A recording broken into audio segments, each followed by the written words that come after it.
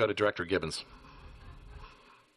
Well, I wrote it out and timed it for 3 minutes. It's gotten a little longer, but I will try. So I've reached my majority in my professional life of voting on important things. This is my 21st year of voting on public issues. Hopefully that'll give me some perspective on what I'm about to say. First off, I appreciate all the hard work. I would not have been on the CASA committees for love nor money. True. Okay. I,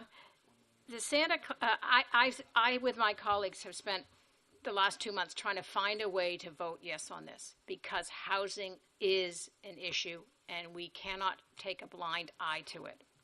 So sadly, as of tonight, there are flaws that inhibit all save one of my Santa Clara County cities that I represent to support CASA.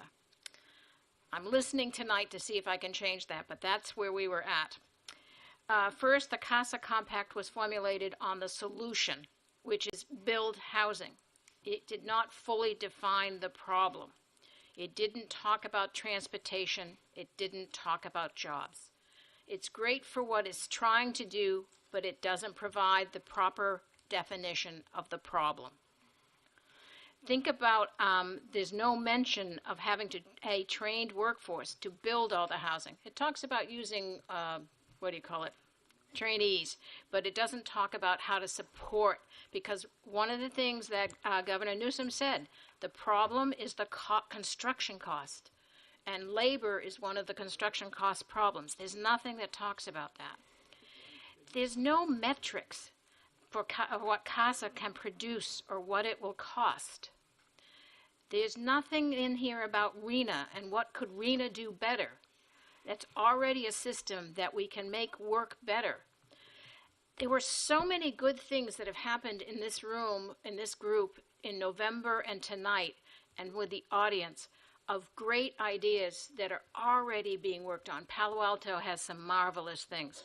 San Jose, you just proved you don't need CASA because you've already done it yourself. So the big cities have a lot more of an advantage and don't feel the burden the way that we small cities do. So just as an example, there's significant disparity in sales tax across our region. They go from 7.38% to 9.75%. Santa Clara County already voted a half-cent sales tax just to solve housing. Do we need another half-cent? So, and the bureaucracy to manage the housing money is horribly, horribly problematic. Can't do it. So I would like to offer an alternative motion. I'm willing to accept Supervisor Chavez's draft of the motion with a couple of changes. One is I would like us to take no vote tonight.